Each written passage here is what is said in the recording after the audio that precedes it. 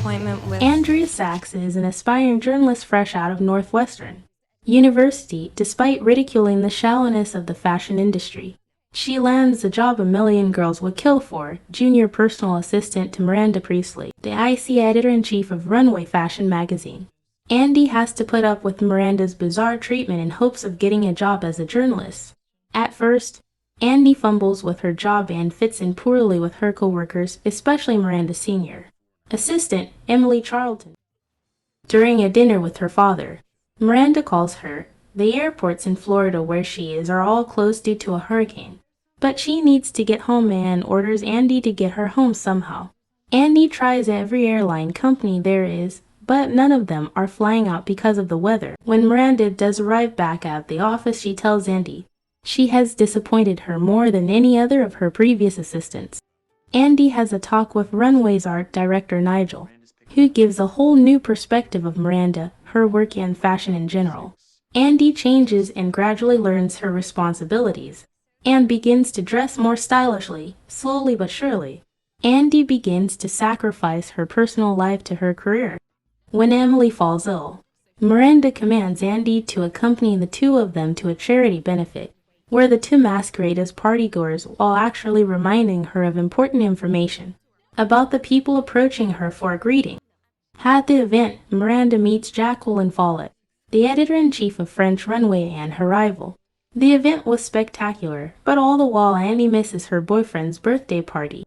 One evening, while returning the book, Miranda informs her that she needs the best team possible for her Paris trip, which means stepping over Emily. Andy hesitates, not betraying Emily.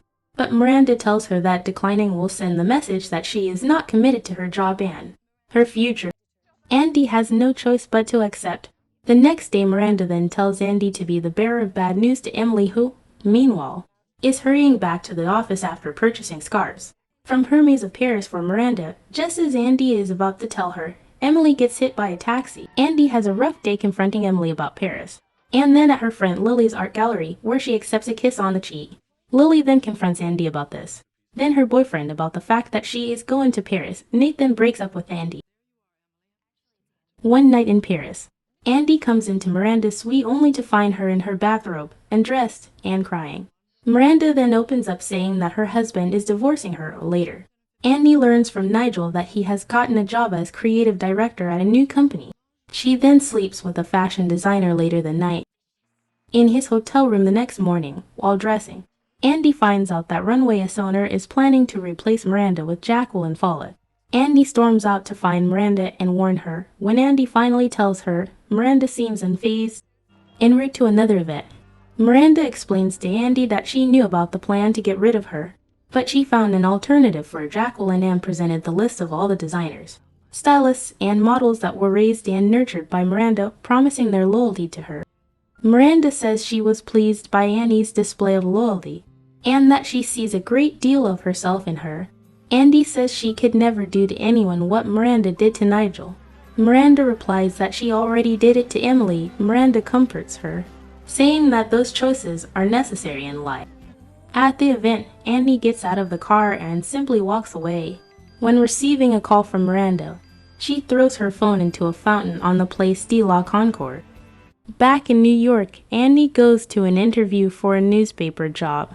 The interviewer reveals that Miranda told him she was by far her biggest disappointment, but that if he did not hire her, he would be an idiot. Andy then sees Miranda getting into her car across the street.